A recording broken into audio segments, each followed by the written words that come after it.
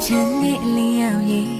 တန်ရလှပါနေခဲ့တဲ့ပျော်ရွှင်ခြင်းတွေချင်းငတ်တည်တဲ့နေအာယုရဲ့အလှမကြီးရဲ့ဒိတ်တိုင်းများလေးရောက်စေချင်အမောင်ပြေတဲ့တဘာဝရဲ့လင်းညနေစင်စူတဲ့မြက်ကြီးရဲ့အပြောချီတဲ့ပင်လေးကြီးရဲ့ဘာလို့ပြအေးသလားလာနေလေညာရှင်ကဖန်ဆင်းနေ